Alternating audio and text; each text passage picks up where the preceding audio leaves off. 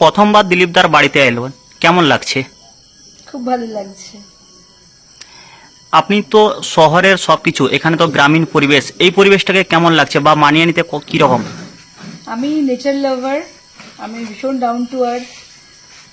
আমার ছোটবেলাটা এরকম, আমার মানে প্যারেন্টাল হাউসও এরকমই ছিল, বর্ধমান জেলার কাটোয়াতে। তো আমার শৈশবটা এরকম গ্রামের মধ্যে দিয়ে কেটেছে, গঙ্গার ধারে। তো অনেক বছর বাদে আমি সেই আমার শৈশবটাকে খুঁজে পাচ্ছি। আর জঙ্গলমহল সম্পর্কে আমার একটুখানি আমি কিউরিয়াসও ছিলাম, একটু ভয় ভয়ও লাগতো। সেই জঙ্গলমহলের মধ্যে আমি আছি, এত সুন্দর পারিপার্শ্বিক বাতাবরণ, গাছপালা, খুব ভালো লাগছে আমার।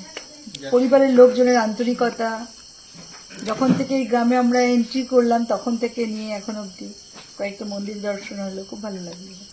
গাছ ভরা ফল, পাশে মুরগির পোলট্রি, এখানে সুন্দর গরু বাড়ির মধ্যেই। এই যে দীঘা মন্দিরে আপনারা যখন জগন্নাথ মন্দিরে গেছেন, তারপর থেকে রাজনৈতিক মহলে একটা জোর জল্পনা চলছে, এই বিষয়টাকে নিয়ে কি বলবেন?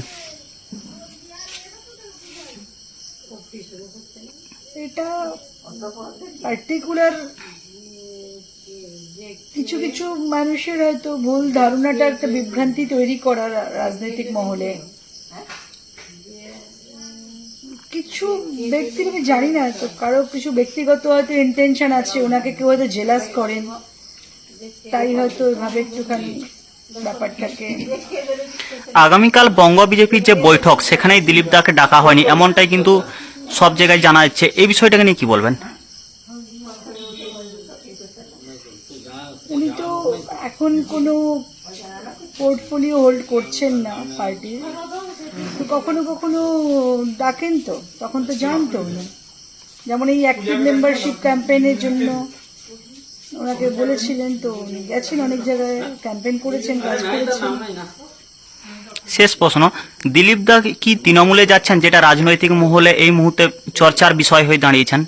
কোনো দিনই না, এটা কোনো দিনও সম্ভব না। Thank you.